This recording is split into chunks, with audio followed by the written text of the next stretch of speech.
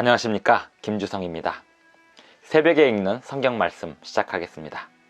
오늘 아침에 읽을 말씀은 열왕기하 제17장입니다. 제목은 목을 곧게 하기를. 나라가 멸망하는 데는 어떤 이유가 있을까요? 성경에서 북방 이스라엘은 아시리아에 의해서 멸망하였습니다. 단지 강대국의 침략이 멸망한 이유의 전부일까요? 이스라엘이 멸망한 이유를 찾는 것이 역사가의 과제입니다. 성경의 거룩한 역사는 이스라엘이 멸망한 이유를 자세히 기록해 두었습니다. 그 이유를 들어보므로 역사를 바라보는 바른 안목을 형성하는데 그 이유를 들어보는 것이 역사를 바라보는 바른 안목을 형성하는데 매우 중요하겠습니다. 성경 열왕기하 17장에서 확인해 보겠습니다. 새벽에 읽는 성경 말씀 제365화, 오늘은 1월 2일 일요일입니다. 열왕기하 17장을 읽겠습니다. 열왕기하 17장 1절부터 41절까지 읽겠습니다. 읽는데 약 7분에서 8분 정도 소요가 될 것 같습니다. 열왕기하 17장을 읽겠습니다. 유다의 왕 아하스 제12년에 엘라의 아들 호세아가 사마리아에서 이스라엘 왕이 되어 9년간 다스리며 여호와께서 보시기에 악을 행하였으나 다만 그 전 이스라엘 여러 왕들과 같이 하지는 아니하였더라. 아수르의 왕 살마네셀이 올라오니 호세아가 그에게 종이 되어 조공을 드리더니 그가 애굽의 왕 소에게 사자들을 보내고 해마다 하던 대로 아수르 왕에게 조공을 드리지 아니하매 아수르 왕이 호세아가 배반함을 보고 그를 옥에 감금하여 두고 아수르 왕이 올라와 그 온 땅에 두루 다니고 사마리아로 올라와 그곳을 3년간 애워쌌더라. 호세아 제9년에 아수르 왕이 사마리아를 점령하고 이스라엘 사람을 사로잡아 아수르로 끌어다가 고산 강가에 있는 할라와 하볼과 메대 사람의 여러 고을에 두었더라. 이 일은 이스라엘 자손이 자기를 애굽 땅에서 인도하여 내사 애굽의 왕 바로의 손에서 벗어나게 하신 그 하나님 여호와께 죄를 범하고 또 다른 신들을 경외하며 여호와께서 이스라엘 자손 앞에서 쫓아내신 이방 사람의 규례와 이스라엘 여러 왕이 세운 율례를 행하였음이라. 이스라엘의 자손이 점차로 불의를 행하여 그 하나님 여호와를 배역하여 모든 성읍의 망대로부터 견고한 성에 이르도록 산당을 세우고 모든 산 위에와 모든 푸른 나무 아래에 목상과 아세라상을 세우고 또 여호와께서 그들 앞에서 물리치신 이방 사람같이 그곳 모든 산당에서 분향하며 또 악을 행하여 여호와를 경노하게 하였으며 또 우상을 섬겼으니 이는 여호와께서 그들에게 행하지 말라고 말씀하신 일이라.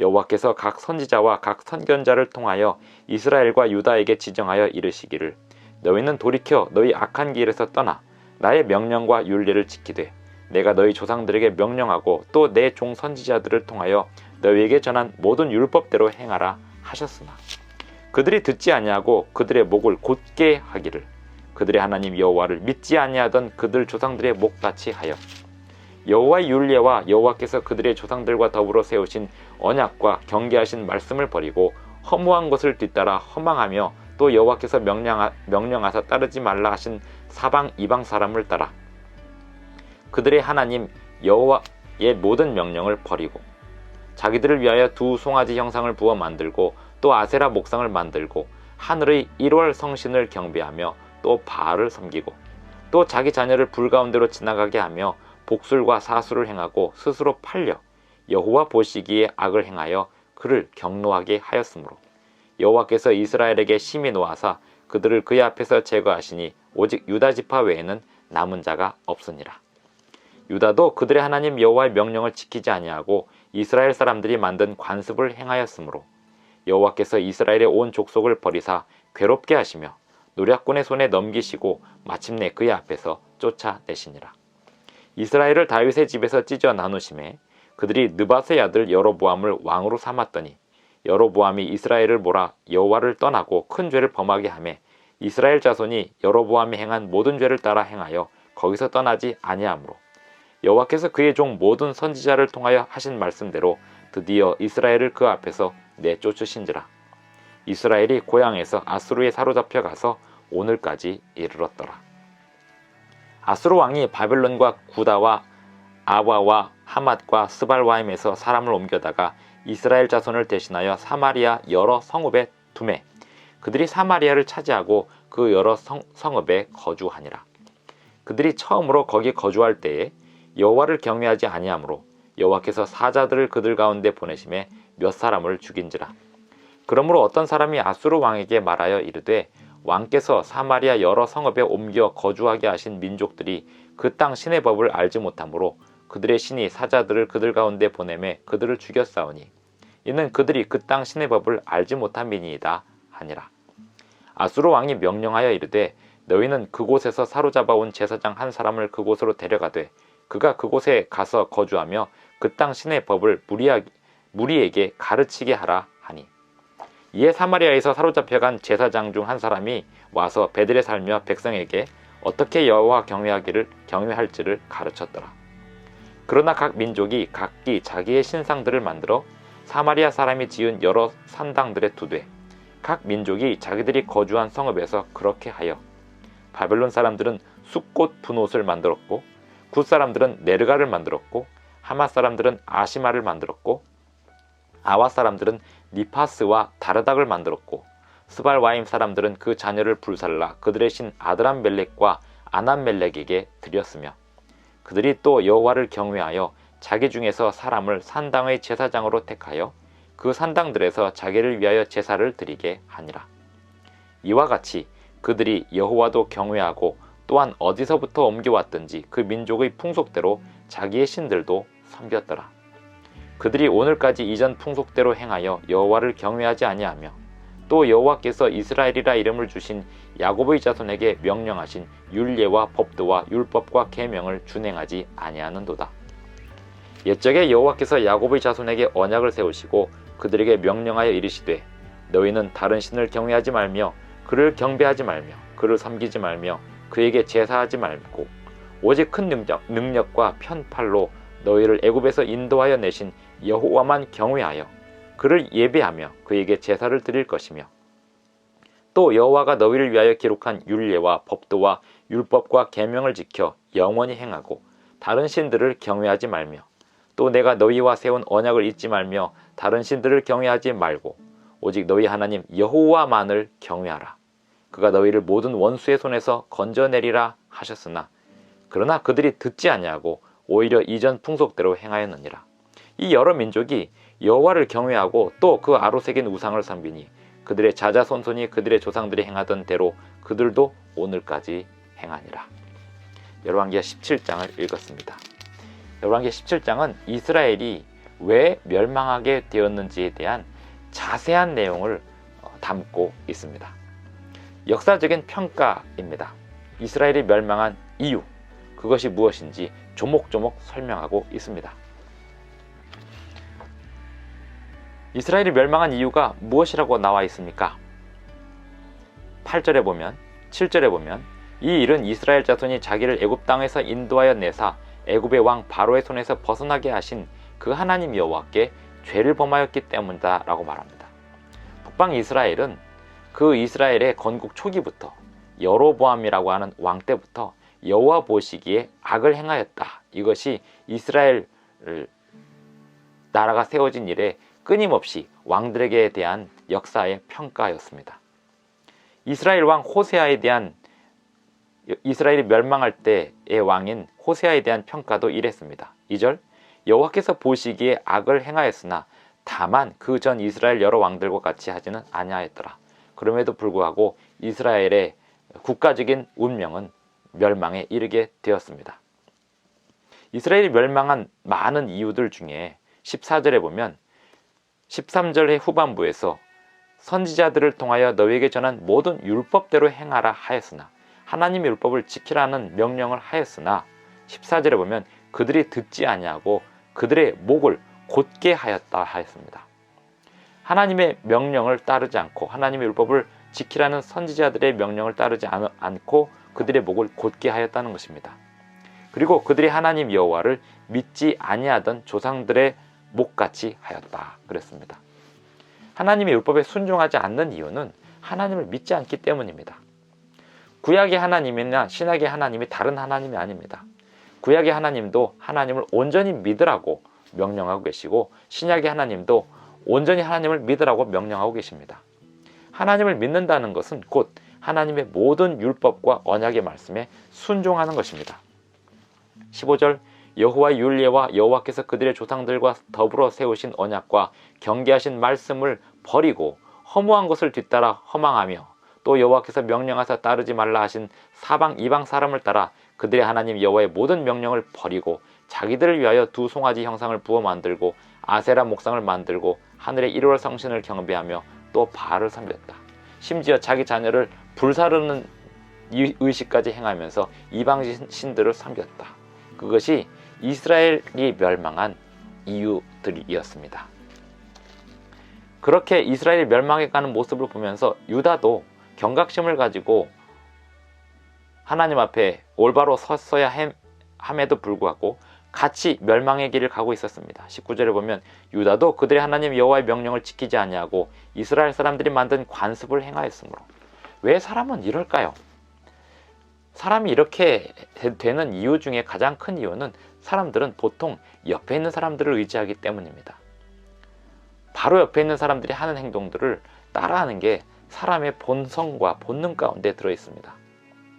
사람이 망하지 않으려면, 또 나라가 멸망하지 않으려면 옆에 있는 나라들에 끌려다니지 말아야 합니다. 북방 이스라엘은 17장에 보면 아수르를 의지했다가 애굽을 의지했다가 이렇게 외교적인 정책에서 실패를 합니다. 3절에 보면 아수르의 왕 살만에셀이 올라오니 호세아가 그에게 종이 되어 조공을 드리더니, 4절, 그가 애굽의 왕 소에게 사자들을 보내고 해마다 하던 대로 아수르 왕에게 조공을 드리지 아니하매 아수르 왕이 호세아가 배반함을 보고 그를 옥에 감금하였다. 이스라엘 왕 호세아가 외교적인 정책에 실패한 것입니다.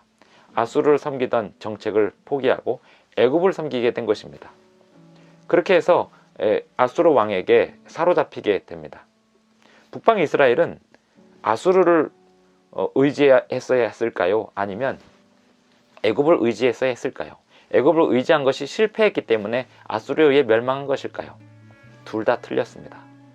북방 이스라엘은 오직 하나님만 의지했어야 했습니다. 오늘날 우리도 마찬가지입니다. 우리나라도 마찬가지입니다. 하나님의 백성들이 살아가는 모습은 어떤 나라든 강대국을 의지하는 것이 그들의 삶의 모습이 되어서는 안 됩니다. 오직 하나님만을 의지해야 합니다. 하나님의 율법에 순종해야 합니다. 하나님을 믿어야 합니다. 하나님을 믿는다는 것은 하나님의 주신 언약의 말씀에 온전히 순종하는 것입니다. 이스라엘이 멸망하고 또 그 이후에 일어나는 일들에 대하여 성경은 이렇게 평가를 합니다. 41절, 이 여러 민족이 여호와를 경외하고 또 그 아로 새긴 우상을 섬기니.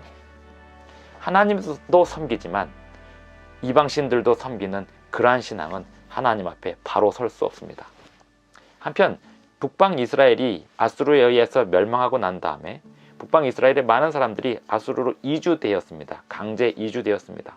그리고 사방에서 이스라엘에 또 아수르의 정책에 의하여 이주되어 들어왔습니다. 그리하여 사마리아가 형성이 되었습니다. 그 가운데 이 이스라엘 땅에 이주된 사람들이 하나님을 섬기는 법을 잘 몰라서 어려움을 당하고 그 일로 아수르 왕에게 호소하는 일들도 있었습니다. 그리하여 이 땅에 사는 사람들에게 하나님을 잘 섬기는 법을 가르치라는 그러한 호소도 있었습니다. 북방 이스라엘이 멸망한 다음에 이런 강제 이주 정책에 의하여 이스라엘은 완전히 멸망한 것처럼 보이지만 이 가운데서도 하나님의 섭리의 역사가 있었습니다. 어떤 의미가 있을까요? 선지자와 왕 292쪽의 글을 읽습니다. 주께서는 10지파에게 내리신 무서운 형벌 중에서도 현명하고 자비로운 목적을 가지고 계셨다.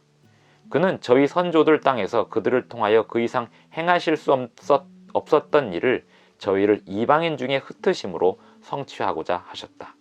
인류의 구주를 통하여 용서받기를 선택할 모든 사람을 위한 구원의 계획은 성취되어야 하였고, 이스라엘에게 이르러 온 고통 중에서 그분은 세상 열국에게 당신의 영광을 나타내실 길을 준비하고 계셨다.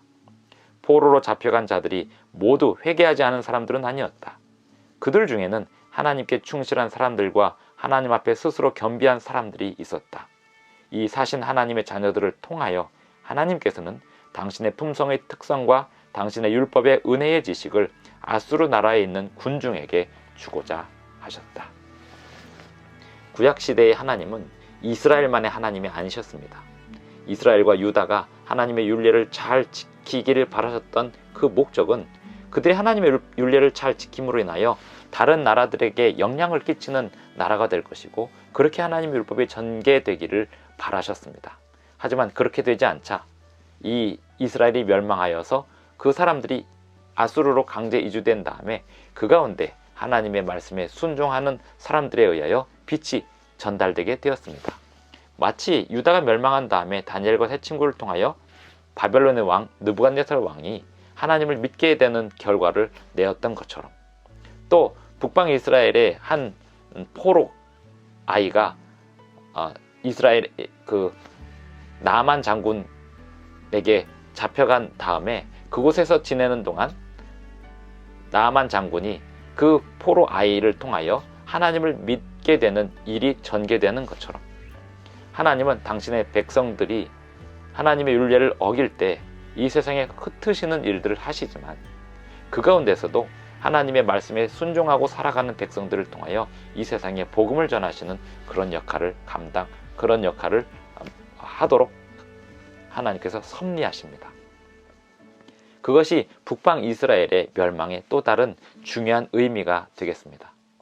하나님은 모든 백성들에게 하나님의 율례를 지키라는 명령과 동시에 세상을 향하여 빛이 되고 주님의 율법을 가르치라는 선교의 명령을 내리고 계십니다. 오늘도 우리 또한 마찬가지입니다. 창문을 닫아 걸고 우리 스스로 하나님의 말씀을 지키기 위하여 예배할 것이 아니라 세상을 향해 나아갈 수 있어야 합니다. 하나님의 말씀을 담대히 증거할 수 있어야 합니다. 우리의 입술로 증거하기보다 우리의 삶으로 증언해야 합니다. 우리의 삶이 주님의 평강을 나누는 삶이 되어야 하겠습니다. 기도하겠습니다. 하늘에 계신 우리 아버지, 오늘도 우리에게 새로운 힘을 주시고 새로운 날을 주셔서 감사합니다. 아버지여, 오늘날 우리에게 주시는 사명을 우리가 충분히 감당할 수 있도록 도와주시옵소서. 예수님의 이름으로 기도드리옵나이다. 아멘. 감사합니다. 오늘 하루도 행복한 하루 되시기 바랍니다.